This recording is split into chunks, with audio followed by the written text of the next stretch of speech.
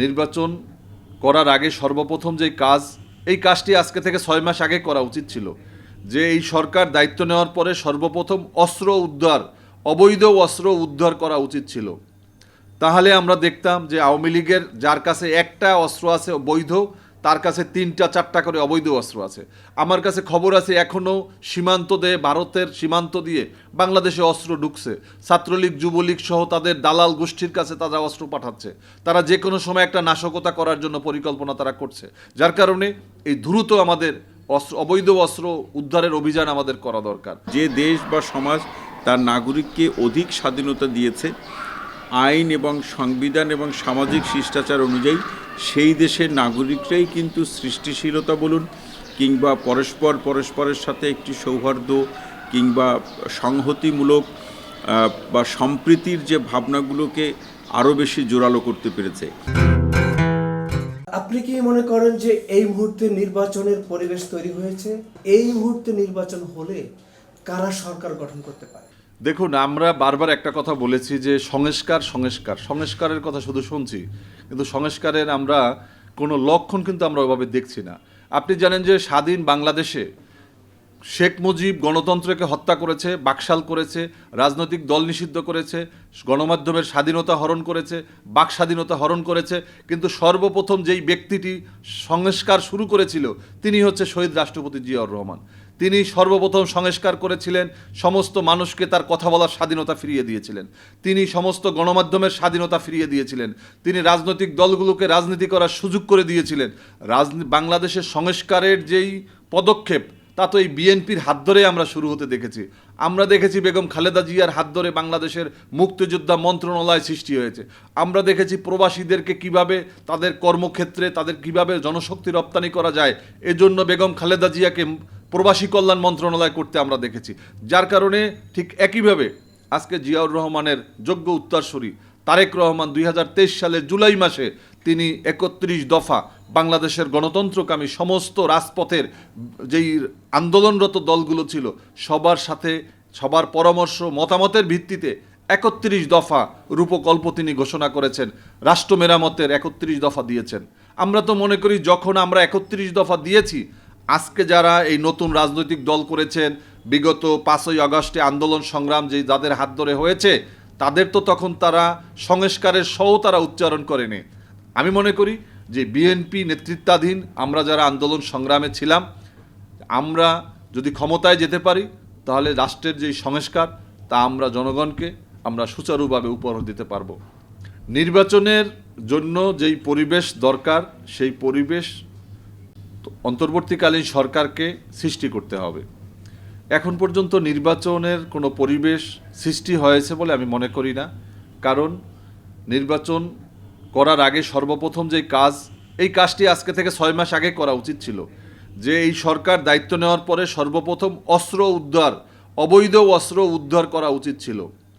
তাহলে আমরা দেখতাম যে আওয়ামী লীগের যার কাছে একটা অস্ত্র আছে বৈধ, তার কাছে 3টা 4টা করে অবৈধ অস্ত্র আছে। আমার কাছে খবর আছে এখনও ভারতের সীমান্ত দিয়ে বাংলাদেশে অস্ত্র ঢুকছে। ছাত্রলীগ, যুবলীগ সহ তাদের দালাল গোষ্ঠীর কাছে তারা অস্ত্র পাঠাচ্ছে। তারা যে কোনো সময় একটা নাশকতা করার জন্য পরিকল্পনা তারা করছে। যার কারণে এই দ্রুত আমাদের অবৈধ অস্ত্র উদ্ধারের অভিযান আমাদের করা দরকার।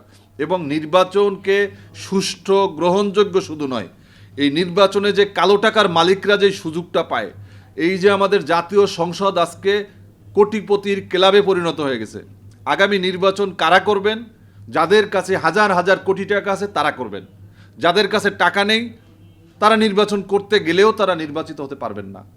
এই নির্বাচন কমিশনকে, এই অন্তর্বর্তীকালীন সরকারকে নিশ্চয়তা দিতে হবে যে এই নির্বাচন কোনো কালো টাকার মালিকের নির্বাচন হবে না। এই নির্বাচন হবে সৎ, যোগ্য এবং নিরপেক্ষ ব্যক্তিদের। তারাই যদি নির্বাচন করেন তাহলে তারা সেই নির্বাচনে নির্বাচিত হয়ে আসতে পারবেন। ধন্যবাদ। মানুষ এখন মত প্রকাশের বিপুল স্বাধীনতা ভোগ করছে, এটাকে কিভাবে দেখছেন? ধন্যবাদ আপনাকে। দেখুন, মানুষ মতামত প্রকাশের ক্ষেত্রে সর্বোচ্চ স্বাধীনতা ভোগ করবে, এটাই আমরা প্রত্যাশা করি। কেন প্রত্যাশা করি? একজন মানুষকে নির্দিষ্ট কোনো গণ্ডির মধ্যে আবদ্ধ করে রাখলে তার যে চিন্তা, তার যে প্রতিভার যে প্রকাশ কিংবা নিজেকে নিয়ে, সমাজকে নিয়ে, রাষ্ট্রকে নিয়ে তার ভাবনার জায়গাগুলোতে তাকে একটা নির্দিষ্ট গ্রামার বা সীমার মধ্যে চলতে হয়। সেই পরিসর ভেঙে মানুষ সর্বোচ্চ স্বাধীনতা ভোগ করুক, এটা আমরা সকলেই চাই। কিন্তু সেই সর্বোচ্চ স্বাধীনতা যাতে অন্যের জন্য কোনো বিপদ ডেকে না আনে, অন্যের জীবনযাত্রার ক্ষেত্রে যাতে কোনো বাধা বিপত্তি তৈরি না করে, সেই ব্যাপারগুলোকে চিন্তা করতে হবে। একজন ব্যক্তি যখন অধিক মাত্রায় স্বাধীনতা ভোগ করে, তখন এই অধিক মাত্রায় স্বাধীনতা ভোগ করার সাথে আরেকটি তার দায়িত্বর জায়গা তৈরি হয় নিজের থেকেই। সেটি হচ্ছে তার এই স্বাধীনতা অন্যের জন্য কোনো বাধা বিপত্তি বা কোনো অস্বস্তি বা অন্যের স্বাধীনতা ভোগে কোনো ধরনের অস্বস্তিকর কিংবা কোনো বাধা সৃষ্টি করবে না। এই ব্যাপারটাও কিন্তু চিন্তা করতে হবে। আমরা যাতে নিজের স্বাধীনতা ভোগের প্রসঙ্গকে সামনে এনে অন্যের জন্য কোনো হুমকি সৃষ্টি না করি, এই ব্যাপারটাও কিন্তু মাথায় রাখা প্রয়োজন। পাশাপাশি যে দেশ বা সমাজ তার নাগরিককে অধিক স্বাধীনতা দিয়েছে আইন এবং সংবিধান এবং সামাজিক শিষ্টাচার অনুযায়ী, সেই দেশের নাগরিকরাই কিন্তু সৃষ্টিশীলতা বলুন কিংবা পরস্পরের সাথে একটি সৌহার্দ্য কিংবা সংহতিমূলক বা সম্প্রীতির যে ভাবনাগুলোকে আরও বেশি জোরালো করতে পেরেছে।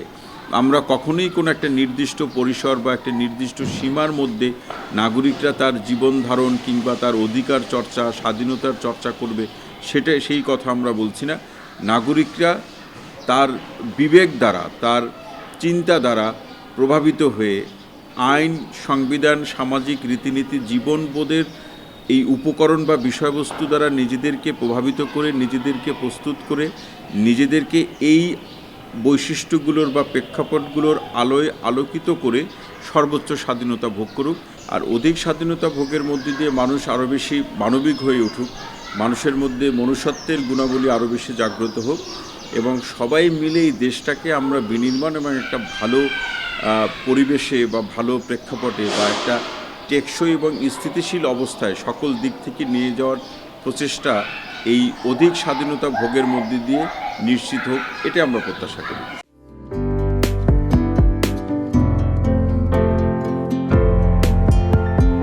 পহেলা জানুয়ারি 2025 ইউটিউব জার্নালিজমের অগ্রদূত changetv.press 6 বছর পেরিয়ে পা রাখল গর্বিত আমি অত্যন্ত আনন্দিত হলাম যে চেঞ্জ টিভি আগামী কয়েকদিনের মধ্যেই 6 বছর পূর্ণ করবে। আর হাঁটি হাঁটি পা পা করে চলা শুরু করে এখন সে বেশ দৌড়াদৌড়ি করছে বলা যেতে পারে। ও নামটাও অত্যন্ত বলবো যে সিগনিফিক্যান্ট, যে চেঞ্জ, এই গণঅভ্যুত্থান কিন্তু চেঞ্জ চেয়েছে। সেই হিসেবে তোমার টেলিভিশনে তোমার এই চ্যানেলের নামের একটা যথেষ্ট মিল পাওয়া যায়। আমার প্রত্যাশা যে এই গণঅভ্যুত্থানের যে প্রত্যাশা, যে আশা আকাঙ্ক্ষা, চেঞ্জ টিভি সেটিকে এগিয়ে নিয়ে যাবে। তোমাকে শুভেচ্ছা। চেঞ্জ টিভি যারা সম্পৃক্ত আছেন, যারা কর্মী আছেন, সামনে পেছনে সকলকে আমার শুভেচ্ছা। changetv.press এক ফোঁটা হলুদ নেই। Online TV channel change TV 6 বছর ধরে ওনারা কাজ করে যাচ্ছেন। ইতিমধ্যে জনগণের হৃদয়ে স্থান করে নিয়েছেন।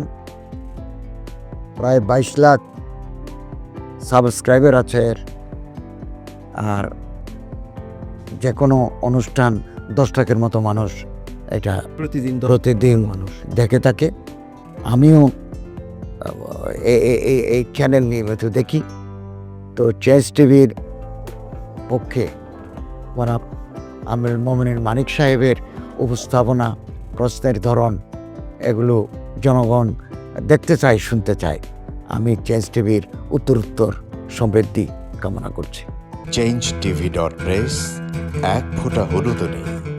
চেঞ্জ টিভি, তো আমি তাদেরকে আমার অসংখ্য শুভেচ্ছা জানাচ্ছি, কারণ তারা যে ভূমিকা রেখেছে এই সময়, একটা কঠিন সময় ছিল, সেটাতে যেমন ভূমিকা রেখেছে, এমনকি 5ই আগস্টের পরে নতুন বাংলাদেশেও তারা তাদের সেই তীক্ষ্ণ একটা সমালোচনামূলক এবং যেটাকে আমি গঠনমূলক বলব সেরকম একটা ভূমিকা রাখছেন। তো সেক্ষেত্রে আমরা মনে করি যে এই ভূমিকা আমাদের দরকার, আমরা চাই এটা থাকুক এবং আরও যেন সমৃদ্ধ হয়। নতুন বাংলাদেশ নির্মাণে আমরা চাই যে চেঞ্জ টিভি এই যে সমালোচনাগুলো করছে বা যেগুলো আমরা তুলে ধরছেন সেটা এমন করে করবেন যেন আমরা সেখান থেকে শিখতে পারি এবং সবাই মিলে যেন আমরা নতুন বাংলাদেশকে সত্যিকার অর্থে বৈষম্য বিহীন একটা সমাজ গড়ে তুলতে পারি, সেটা আপনারা সহজ চেষ্টা করুন। changeTV.press এক ফোঁটা হলুদও নেই। আগামী জানুয়ারি মাসের 1 তারিখে আপনারা 6 বছর পূর্ণ করতে যাচ্ছেন। আপনাদেরকে শুভেচ্ছা জানাচ্ছি, আন্তরিক ধন্যবাদ জানাচ্ছি। আমি আশা করব চেঞ্জ টিভি অতীতে যে বলিষ্ঠ ভূমিকা পালন করেছে আগামীতেও আপনারা সেই বলিষ্ঠ ভূমিকা পালন করবেন। আমি আমার এলডিপির পক্ষ থেকে, মুক্তিযোদ্ধাদের পক্ষ থেকে আপনাদেরকে আন্তরিক মোবারকবাদ জানাচ্ছি, শুভেচ্ছা জানাচ্ছি। আশা করি দিন দিন আপনারা উন্নতির শিখরে এগিয়ে যাবেন। ধন্যবাদ।